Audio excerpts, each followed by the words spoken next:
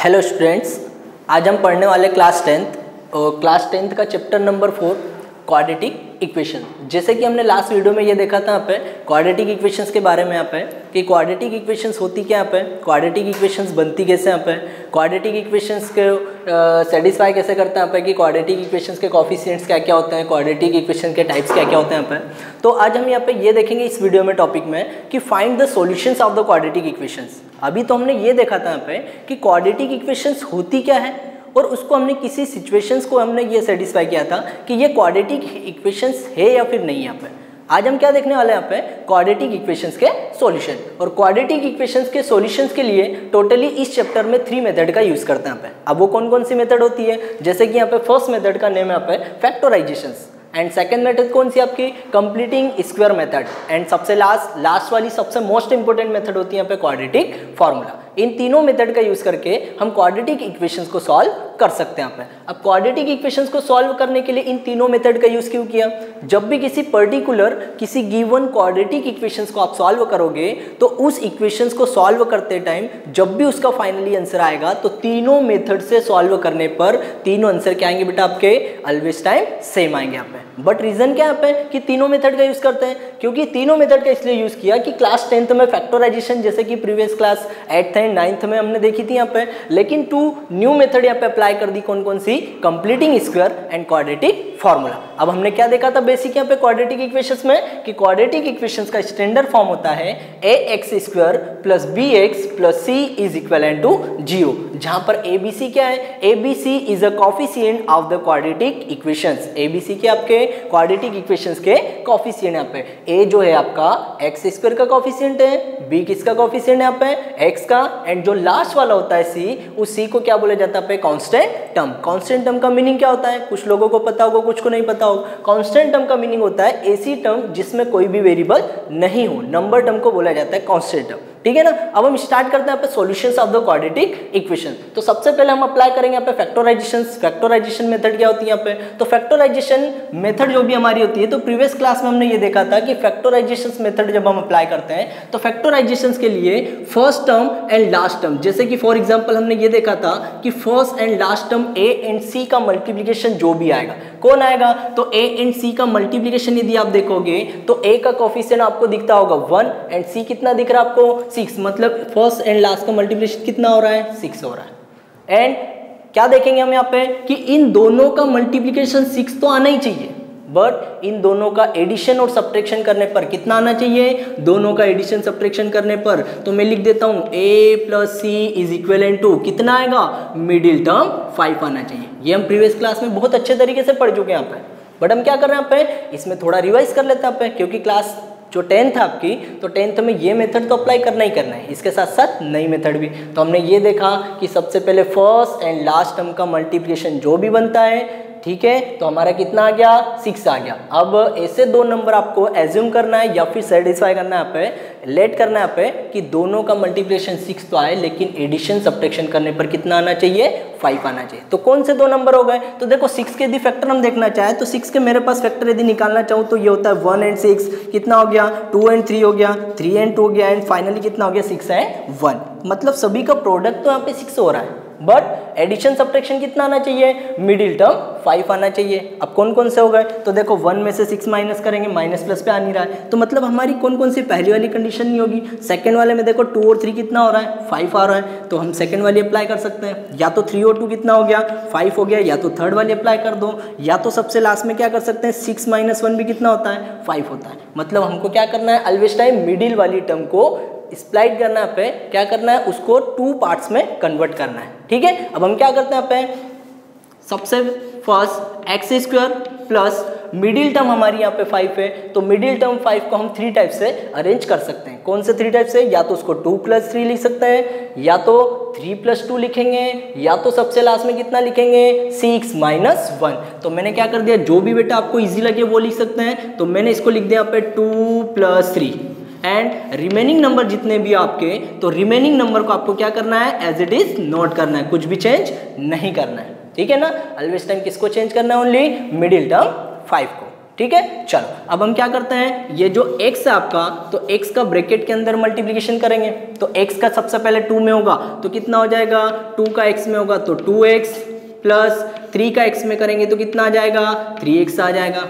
ये प्लस का 6 नोट कर दो एंड इक्विवेलेंट टू कितना, 0। अब टोटली आपके पास 4 टर्म बन गई होगी, ठीक है ना। अब हम 2 2 का पेयर बना लेते हैं। ये देखो मैंने अंडरलाइन कर दी 2 2 का पेयर। हम क्या करेंगे, दोनों पेयर में से कोई सा भी नंबर कॉमन लेंगे। जैसे कि फर्स्ट वाला जो पेयर है, तो फर्स्ट वाले पेयर में से कॉमन नंबर कौन सा दिख रहा है, आप देख सकते हैं यहाँ पे। तो दोनों में कॉमन नंबर कौन सा दिख रहा है आपको, x दिख रहा है। तो यदि x यदि कॉमन लेना चाहें तो x स्क्वायर में से x कॉमन जाएगा तो रिमेनिंग कितना बचेगा, x प्लस सेकंड में से भी कॉमन जाएगा तो कितना बचेगा, 2 बचेगा प्लस। अब बहुत सारे बच्चे यहाँ पे कंफ्यूज हो जाते हैं यहाँ पे कि सर इसमें से कॉमन नंबर कौन सा लेना है। तो कुछ बच्चों को तो आ ही जाता है डायरेक्ट कॉमन लेने, लेकिन इसकी इजी मेथड क्या होती है यहाँ पे कि जैसे कि इसमें से कौन सा नंबर कॉमन लेना है, तो फर्स्ट वाले ब्रैकेट को देख लो यहाँ पे। इसमें अपने को रिमेनिंग क्या रखना है यहाँ पे, x रखना है। तो x को रखने के लिए आपको डिस्टर्ब कौन कर रहा है यहाँ पे, 3 डिस्टर्ब कर रहा है। तो 3 को क्या ले लो, ऐसे कॉमन ले लो। तो जैसे ही 3 को आप कॉमन लोगे तो वापस से कितना बन जाएगा, 3 कॉमन गया तो x प्लस इसको 3 से डिवाइड करोगे तो कितना आ जाएगा,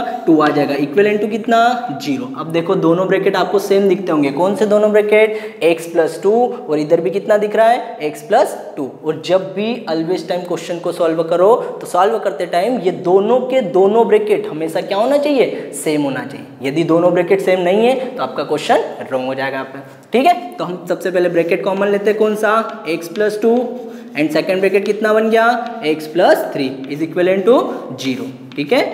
अब नेक्स्ट दोनों को यहाँ पे 0 के इक्वल पुटअप करेंगे तो x plus 2 is equivalent to 0 and next x plus 3 is equivalent to 0। अब यहाँ पे सभी को पता है x की वैल्यू कितनी आ जाएगी, तो ये पॉजिटिव 2 ट्रांसफर करेंगे तो कितना हो जाएगा, प्लस का 2 उधर जाएगा तो माइनस का बन जाएगा एंड सेकंड वाले में भी ट्रांसफर करेंगे तो प्लस का 3 ट्रांसफर करेंगे तो कितना बन जाएगा, माइनस का 3। मतलब क्वाड्रेटिक इक्वेशंस के ऑलवेज टाइम रूट यदि निकालना चाहें तो कितने रूट निकलते, टोटली 2 रूट निकलते हैं। क्यों, क्योंकि क्वाड्रेटिक इक्वेशंस की हाईएस्ट पावर कितनी होती है, हाईएस्ट डिग्री कितनी होती है, 2 होती है। तो क्वाड्रेटिक इक्वेशंस की डिग्री यदि 2 है तो उसके टोटल नंबर ऑफ रूट भी कितने निकलेंगे, 2 निकलेंगे। जैसे कि हमने चैप्टर नंबर 2 पॉलिनोमियल में देखा था, क्यूबिक इक्वेशंस के 3 निकलते हैं क्योंकि हाईएस्ट पावर 3 होती है। तो वैसे के वैसे क्वाड्रेटिक में पावर 2 है तो कितने रूट निकलते हैं, टोटल 2 रूट निकलते हैं, ठीक है ना। अब ये क्वेश्चन जैसे कि आपको समझ में आओगे यहाँ पे। अब नेक्स्ट वाली जो आपकी मेथड होती है कौन कौन सी, कंप्लीटिंग स्क्वायर मेथड एंड सबसे लास्ट कौन सी, क्वाड्रेटिक फार्मूला। इन दोनों मेथड का भी इसी क्वेश्चन में आप यूज कर सकते हैं यहाँ पर। और जब भी आप इन दोनों मेथड का यूज करोगे तो वापस से आपका आंसर सेम आएगा। कौन कौन सा आ जाएगा, फर्स्ट वैल्यू -2 एंड सेकंड वाली -3।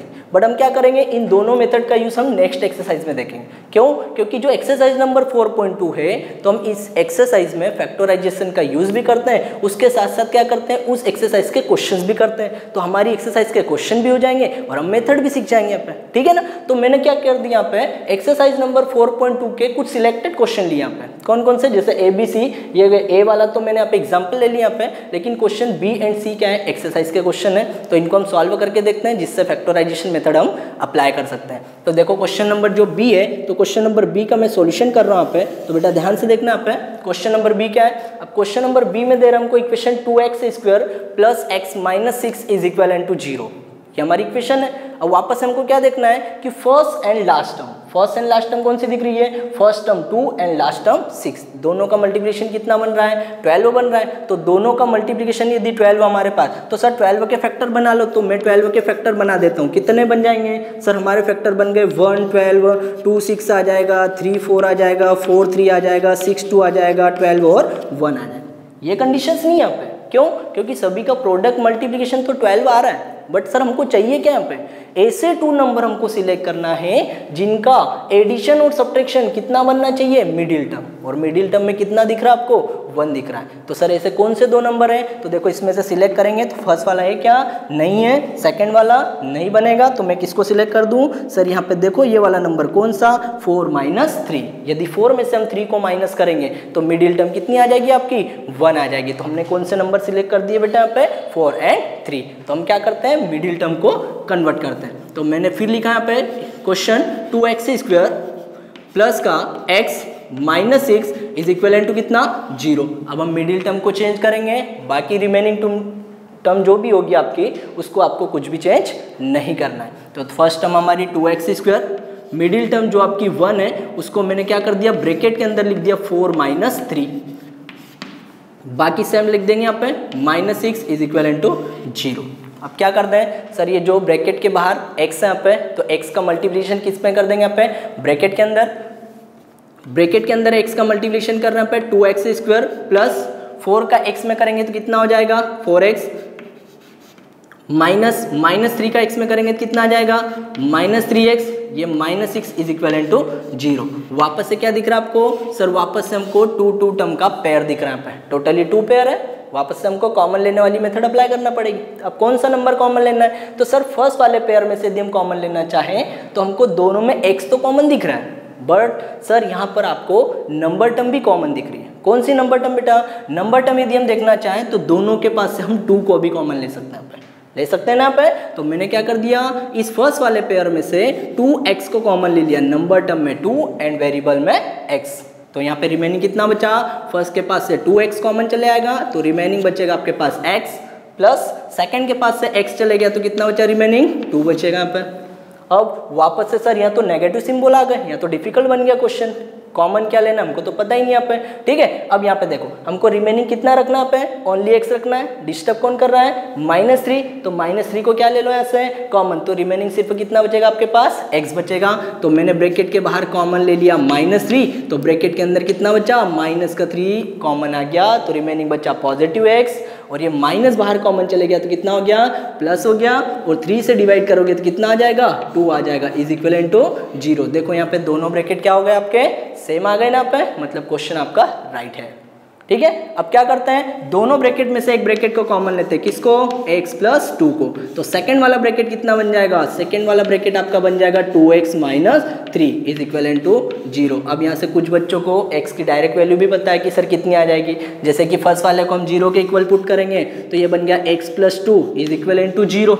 सेकंड वाले को भी 0 के इक्वल पुट कर दो तो 2x - 3 इज इक्वल टू कितना, 0 पुट कर दो।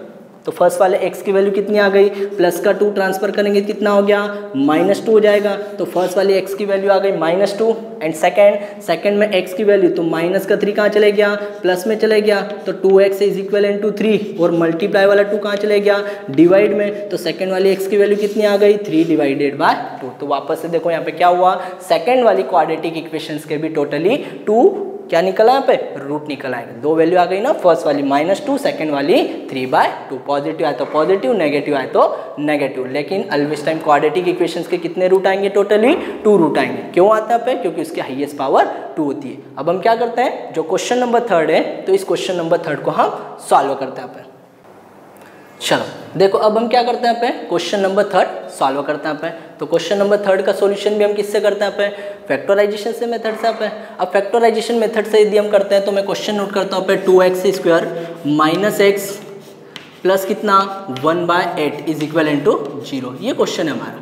अब क्या करते हैं हम यहाँ पे कि ये इसमें फैक्टराइजेशन मेथड अप्लाई तो करेंगे, लेकिन सर दोनों का मल्टीप्लिकेशन कितना बन रहा है, सर दोनों का मल्टीप्लिकेशन करेंगे तो पता नहीं कितना बन रहा है, 2 × 1/8, तो मेरे हिसाब से ये 1/4 बचेगा यहाँ पे। लेकिन सर प्लस माइनस करने पर सर वो तो फ्रैक्शन आ रहा है, प्लस माइनस करने पर -1 लेके आना है, कहाँ से लेके आएंगे हमको तो पता ही नहीं, इससे कौन से 2 नंबर होंगे।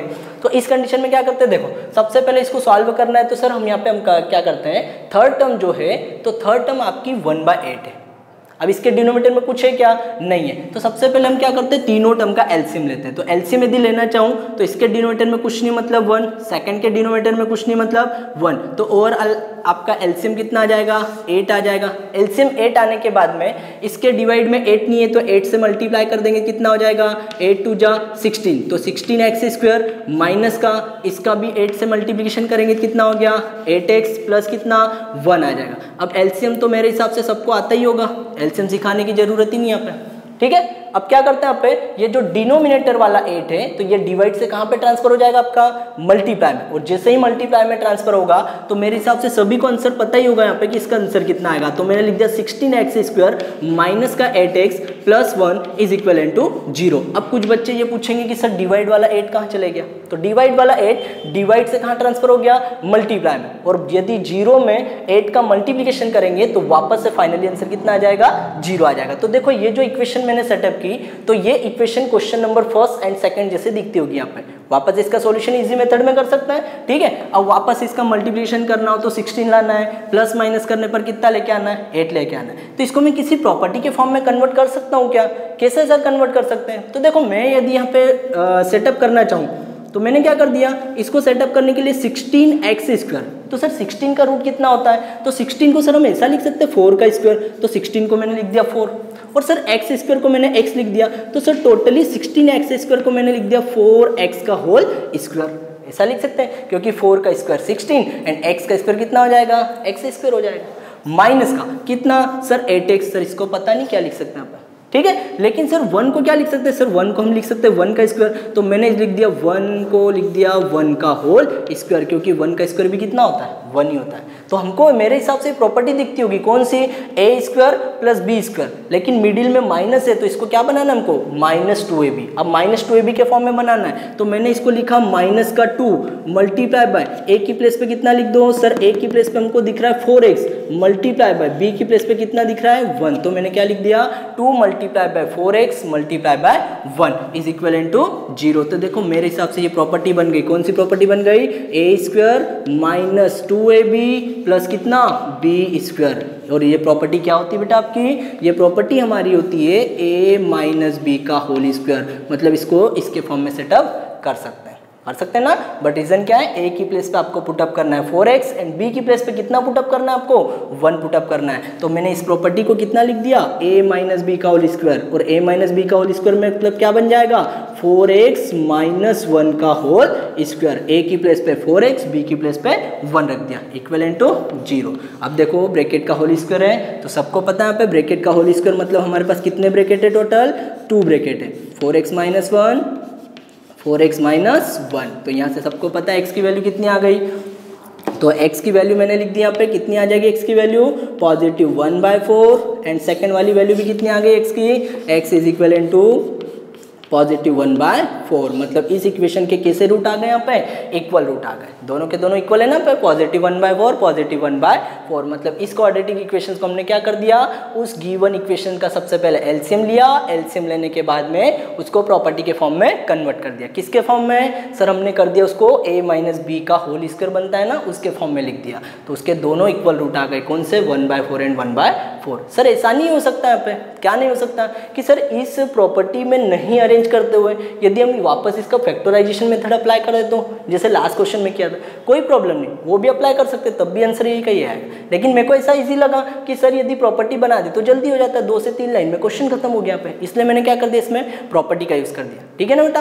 अब हम क्या करते हैं, इस एक्सरसाइज के जो क्वेश्चन नंबर फर्स्ट के कुछ क्वेश्चन मैंने करवाया पे, अब नेक्स्ट वाले जो वर्ड प्रॉब्लम क्वेश्चन है तो 2 से 3 अपन वर्ड प्रॉब्लम क्वेश्चन देखते हैं पे, और रिमेनिंग क्वेश्चन क्या करना है आपको, आज ही कॉपी एंड पेन लेके उनको ट्राई करना है, और यदि कोई सा डाउट हो तो डाउट यहाँ पे पूछ सकते हैं। यहाँ पे कैसे पूछेंगे डाउट, सर हम कमेंट करके पूछ सकते हैं यहाँ पे कि सर इसका डाउट क्या होगा क्या नहीं होगा किसी भी क्वेश्चंस को, ठीक है। तो आपको भी मेरे साथ साथ इस मैथमेटिक्स को सॉल्व करते रहना, ठीक है।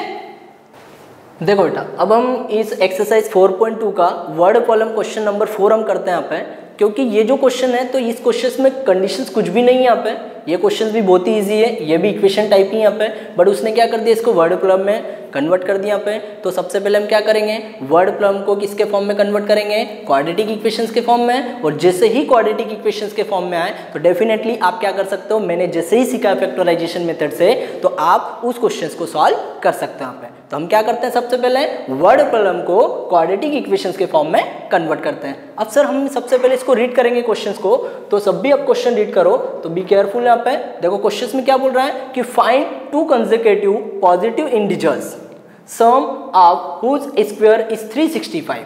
मतलब क्या बोल रहा है क्वेश्चंस में कि फाइंड 2 पॉजिटिव इंटीजर्स, मतलब अपने को कितने इंटीजर्स की बात कर रहा है, 2 इंटीजर्स की, लेकिन कंडीशंस क्या बोल रहा है कि दोनों के दोनों इंटीजर्स आपके कंसेक्यूटिव। अब कंसेक्यूटिव का मीनिंग क्या होता है, सर कंसेक्यूटिव का मीनिंग ये होता है कि ऐसे कोई से भी नंबर जो एक के बाद एक स्टेप बाय स्टेप आते हो उन नंबर को बोला जाता है कंसेक्यूटिव नंबर, ठीक है ना। जैसे हमारे पास कोई सा पर्टिकुलर नंबर 2 है तो 2 में यदि 1 प्लस करोगे तो कितना आ जाएगा 3 आ जाएगा, 3 में 1 प्लस करेंगे तो कितना आएगा 4 आएगा। इन नंबर को क्या बोला जाता है कंसेक्यूटिव नंबर। तो सर हमारे पास फर्स्ट नंबर कौन सा होगा, तो सेकंड वाला तो हम बना सकते हैं कैसे, यदि फर्स्ट वाला नंबर 3 आ जाए तो 1 प्लस करोगे तो 4 बन जाएगा पे। लेकिन सर फर्स्ट वाला नंबर स्टार्ट कहाँ से करेंगे, यहाँ तो बोल ही नहीं रहा है कि 2 कंसेक्यूटिव नंबर कौन से, तो हम क्या करते हैं यहाँ पे क्वेश्चन का सॉल्यूशन स्टार्ट करने से पहले हम यहाँ पे लेट कर लेते हैं। अब लेट करने का मीनिंग क्या होता है, मान लेते हैं यहाँ पे, क्या मान लें यहाँ पे कि the first positive integers to be X, मतलब पहला वाला पॉजिटिव इंटीजर्स क्या हो जाएगा आपका एक्स हो जाएगा। तो मैंने यहाँ पे लिख दिया let first integers, let first integer to be X. First वाले इंटीजर्स में कितना लेट कर रहा हूँ यहाँ पे एक्स ले रहा हूँ।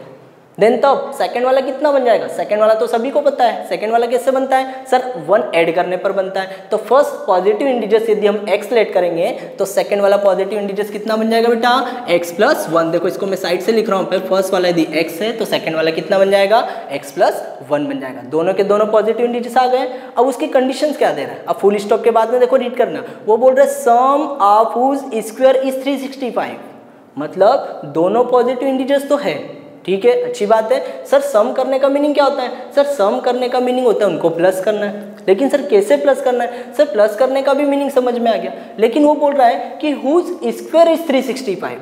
पहले सम तो करेंगे लेकिन किसको सम करेंगे, सर उनका सबसे पहले हम स्क्वायर करेंगे दोनों पॉजिटिव इंटीजर्स का, और स्क्वायर करने के बाद में दोनों का क्या कर देंगे हम सम कर देंगे, और दोनों का सम किसके इक्विवेलेंट हो जाएगा यहाँ पे 365 के इक्वल। तो देखो बेटा मैंने क्या लिख दिया, फर्स्ट पॉजिटिव इंटीजर्स हमारे पास x है तो सबसे पहले मैंने x का स्क्वायर कर दिया, ठीक है ना, एंड सेकंड वाला कितना है x प्लस 1, तो मैंने प्लस कितना लिख दिया ब्रैकेट के अंदर x प्लस 1, और x प्लस 1 का भी क्या लगा दिया होल स्क्वायर लगा दिया, फर्स्ट का स्क्वायर सेकंड का स्क्वायर, और दोनों को क्या कर दिया मैंने सम कर दिया। इज इक्वल टू किसके इक्वल बता रहा है वो 365 के इक्वल। ये क्वेश्चन हो गया हमारी इक्वेशन सेटअप हुई क्या, यस सर। क्यों, क्योंकि इसको सिंप्लीफाई करते हैं तो सभी को आता है यहाँ पे।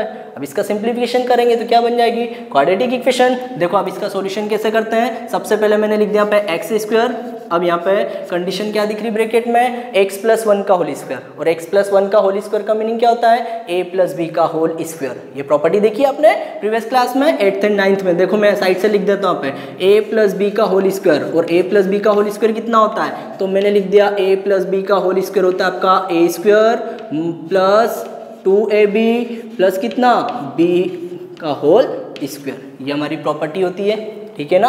बट कंडीशंस क्या पे कि वहाँ पे a प्लस बी का होल स्क्वायर था तो a की प्लेस पे हमको पुटअप करना है x, एंड b की प्लेस पे कितना पुटअप करना है हमको 1 पुटअप करना है। देखो प्रॉपर्टी ओपन कर रहा हूँ तो यहाँ पे a स्क्वायर है तो मैंने कितना लिख दिया x स्क्वायर प्लस 2ab है तो कितना लिख दूँ मैं 2 इंटू a की प्लेस पे x इंटू b की प्लेस पे 1 प्लस क्या लिख दिया हम b का स्क्वायर, और b की प्लेस पे 1 है तो कितना बन जाएगा 1 का स्क्वायर, और इक्वल टू कितना चल रहा है बेटा 365, ठीक है। अब नेक्स्ट स्टेप में क्या कर रहे हैं, देखो ये अंडरलाइन कर रहा हूँ ना, इसमें मैंने प्रॉपर्टी यूज़ की है बस, बाकी कुछ नहीं किया मैंने, कुछ भी चेंज नहीं किया। अब देखो एक्स स्क्वायर प्लस ये कितना हो गया एक्स स्क्वायर, ये 2 इंटू एक्स इंटू 1 टोटल कितना बन जाएगा 2 1 जा 2x, तो ये लिख दिया मैंने 2x प्लस 1 का स्क्वायर कितना होता है 1 होता है, इक्वल टू 365। अब क्या करते हैं sir x square and x square total कितना बन गया 2x स्क्वायर, तो दोनों को ऐड करने पर टोटली बन जाएगा 2x का होल स्क्वायर प्लस कितना 2x।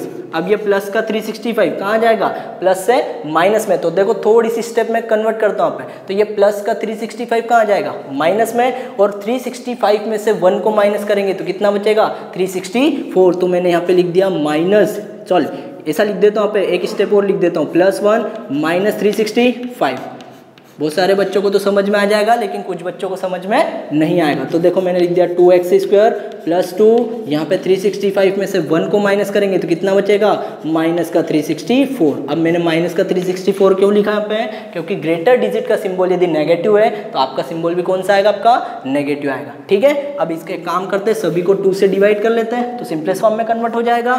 तो 2 को मैंने क्या कर दिया डिवाइड कर दिया, तो ये हो गया एक्स स्क्वायर प्लस कितना एक्स माइनस का, इसको 2 से डिवाइड करेंगे कितना आ जाएगा 1 8 2 मतलब 182। अब ये कौन सी इक्वेशन बन गई हमारी? Quadratic equation. अब आप लोग बोलोगे कि सर क्वाड्रेटिक इक्वेशन का सॉल्यूशन तो अभी आपने सिखाया, कौन सी मेथड से बेटा? फैक्टराइजेशन मेथड से। ऐसा इसमें कंडीशन नहीं दी है कि फैक्टराइजेशन लगाना है, कोई सी भी लगाना है। जब मैं आपको तीनों सिखा दूंगा ना तो कोई सी मेथड भी अप्लाई कर सकते हैं, ऐसा जरूरी नहीं कि अपने को फैक्टराइजेशन मेथड ही लगाना है।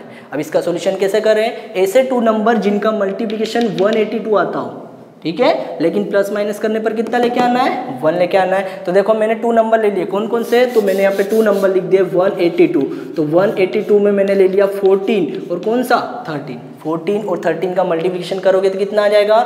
14 और 13 का मल्टीप्लिकेशन करेंगे तो 182 होता है। लेकिन दोनों को यदि हम माइनस करेंगे तो माइनस करने पर भी कितना आ रहा है? यहाँ पे 1 आ रहा है ना पे। तो देखो मैंने क्या कर दिया यहाँ पे, मैंने मिडिल टर्म 1 को किसके फॉर्म में अरेंज कर दिया? ब्रैकेट के अंदर 14 माइनस का 13 x माइनस कितना? 182 इक्वल टू 0। फैक्टराइजेशन में सिर्फ मिडिल टर्म को चेंज करना है। अब क्या कर दो, x के अंदर मल्टीप्लिकेशन कर दो। तो x के अंदर मल्टीप्लिकेशन करेंगे कितना बन गया? तो मैंने लिख दिया पे एक्स स्क्वायर प्लस 14 का x में करेंगे कितना हो गया?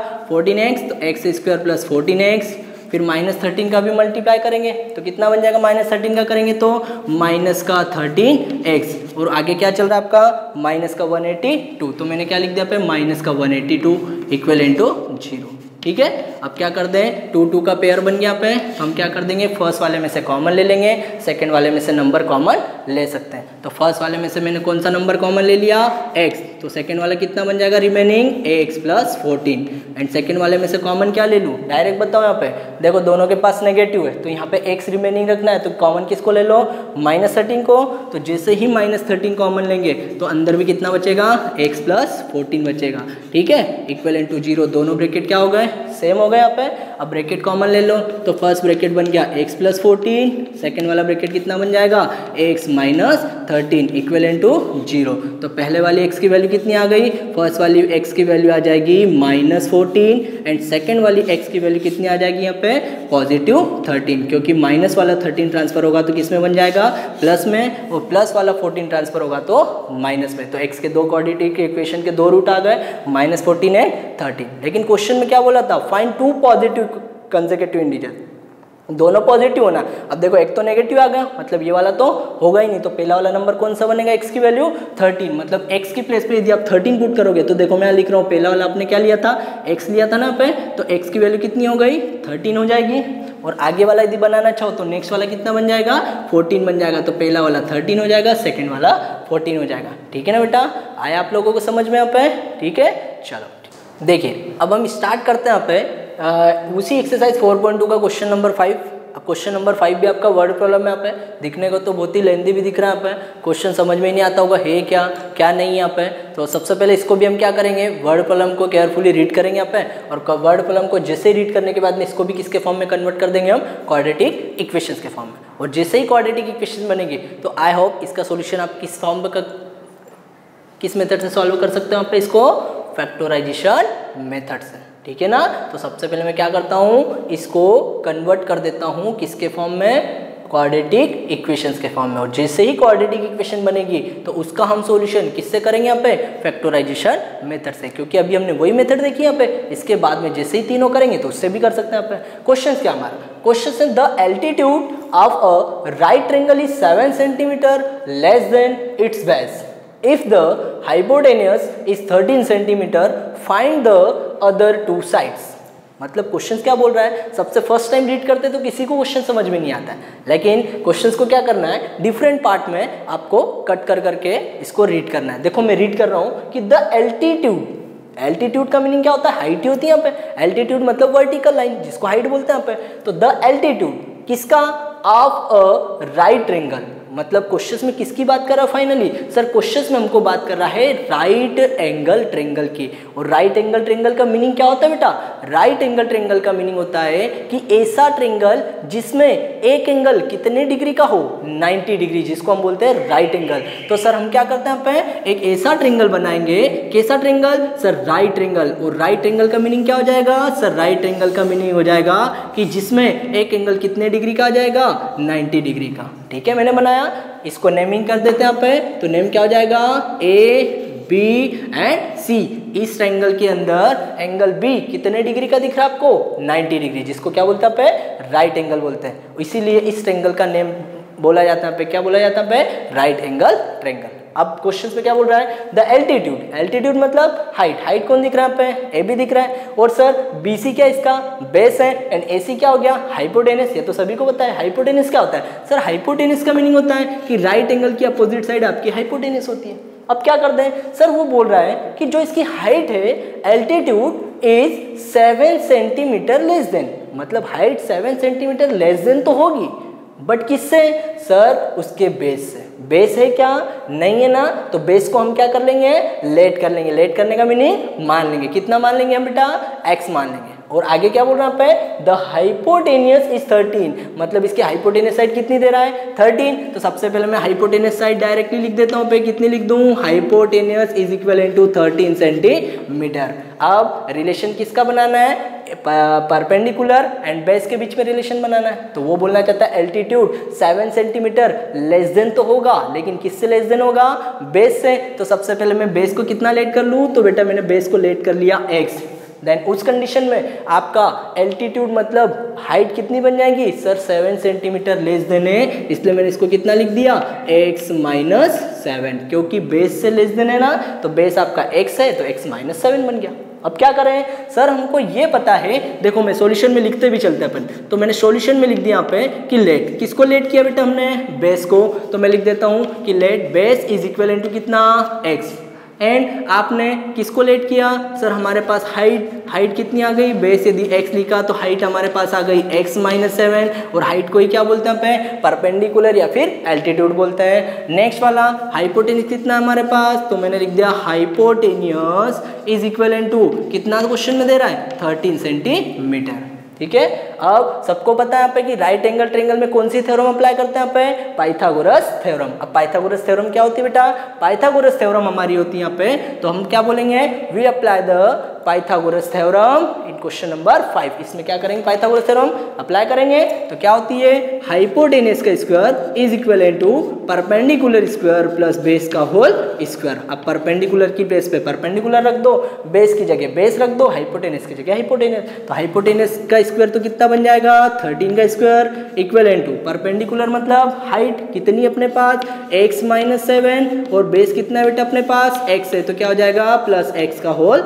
स्क्वायर। अब हम इसको ओपन कर लें, देखो मैंने ओपन कर दिया, तो 13 का स्क्वायर कितना हो गया? 169 इक्वल टू, यहाँ पे प्रॉपर्टी दिख रही a माइनस बी का whole square. a minus B का होल स्क्वायर क्या होता है? a स्क्वायर मतलब x स्क्वायर माइनस 2ab, तो माइनस 2 इंटू a की प्लेस पे x इंटू b की प्लेस पे 7 लिखना अपने को, क्योंकि a की प्लेस पे x, b की प्लेस पे कितना है? 7 है, ठीक है ना। प्लस b का होल स्क्वायर, तो b का होल स्क्वायर मतलब क्या बन जाएगा? 7 का होल स्क्वायर, और लास्ट में क्या चल रहा है बेटा अपना? x का होल स्क्वायर। अब क्या करते हैं हम यहाँ पे? इसको सिंप्लीफाई कर लेते हैं। मैंने लिख दिया 169 is equal to X square minus X 7, तीनों का मल्टीप्लिकेशन कितना हो गया? 7 2 जा 14, तो मैंने लिख दिया इसको माइनस 14x प्लस 7 का स्क्वायर कितना आ गया?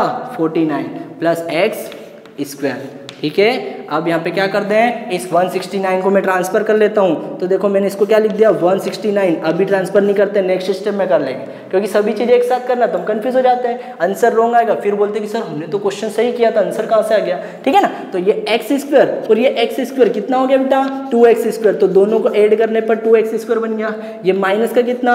14x, और ये प्लस का कितना चल रहा है? 49 चल रहा है। अब 169 को प्लस से कहाँ ले जाओ? माइनस में, तो यहाँ पर रिमेनिंग 2 बचेगा। ये हो गया माइनस का 14x, मैंने लिख दिया प्लस का 49, और 169 प्लस से कहाँ ट्रांसफर हो गया आपका? माइनस में ट्रांसफर हो गया। अब माइनस करेंगे कितना आ जाएगा? तो मैंने इसको लिखा 0 is equal to 2x square minus का कितना? 14x, और फिर क्या बचेगा आपका? 49 को माइनस करेंगे 169 में से, तो कितना बचेगा? माइनस का 120 बचेगा। अब इसको थोड़ा सेटअप कर लेते हैं, क्योंकि क्वाड्रेटिक इक्वेशन राइट साइड पे दिख रही है, तो उसको ट्रांसफर किस साइड कर लेते हैं हम? लेफ्ट साइड पे। तो देखो मैंने लेफ्ट साइड पे ट्रांसफर कर दिया, तो ये हो गया 2x का whole square minus 14x minus कितना? 120 इज इक्वल टू 0। ठीक है।